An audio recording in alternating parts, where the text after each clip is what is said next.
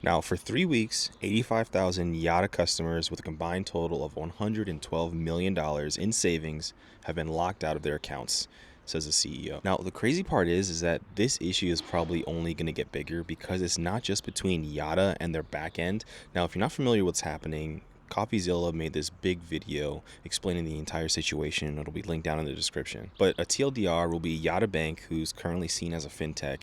They use a system called Synapse that essentially links the back end of their banking system to something like an evolved bank, which is who actually holds the money. While people may be banking with Yotta, their actual money is actually being kept with Evolved Trust Bank, I believe it's called. I'll probably link it down in the description as well. So while you may have an account with Yotta, they're probably on the back end using another bank to actually hold your money. Now, personally, I didn't want to use Yotta. I don't really like the whole gambling and mixing it with your investing or even savings.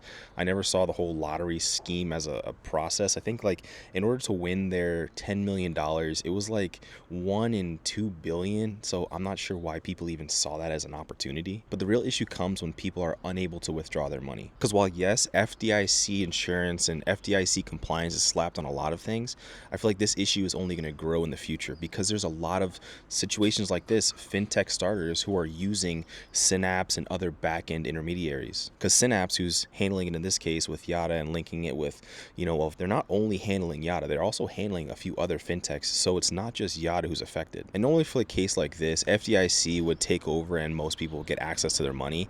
But that's not the case because FDIC or government regulations have no oversight in something like this. Because technically it's not the bank that's at fault, it's sort of the middleman here. So normally if a bank like this were to fail, essentially the government would come in, collect all of the money, check what's happening, and return the money to the people. But in this case, people have just been locked out for weeks. And see, that's where things are just going to be completely breaking down going into the future. Fintech or the entire fintech economy is only going to get larger. So this one issue is likely going to happen again. So I feel like at this point, it's job for regulators, the government, someone to step in to ensure that this doesn't happen again. But in the meantime, it's time to stay away from other bad banks. I mean, if you go to Yotta's homepage, you can see a game that's like this. Essentially what it is you have to buy tickets with your real money to play this game, which it's essentially gambling. So while this gamble could have worked out if Synapse didn't fail, it seems like this was just a quick way to get a gambling audience. And the more you read about Yotta, it's not Yotta who's holding the money or doing anything with the money.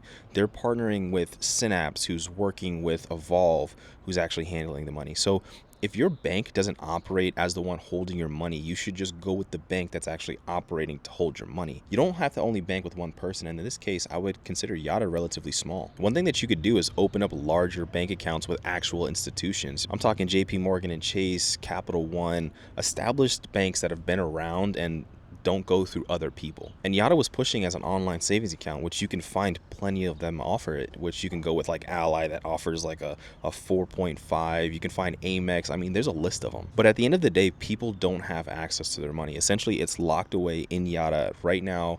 FDIC has no oversight and the government's not willing to do anything, which if you're a customer and your money's locked away, I feel like the only thing that you can do is voice your opinion. And you can do this by going on the FDIC website, which I'll link down below, and just make claims. But what you're going to do is not just file against Yotta, but also file against Evolve. So that way, wheels are moving and other people are looking at this. Because banks like Yotta are going to be blaming Synapse, which Synapse blaming Evolve. And right now on the back end, everyone's blaming each other. And in the meantime, people don't have their money. And you would figure at moments like this is when the government would step in and help consumers. But I feel like right now, most people are just going around warning each other and the government hasn't said anything. But I mean, let me know what you think about this situation. If you're a customer of Yotta, let me know down in the comments how much is locked away and if they said anything.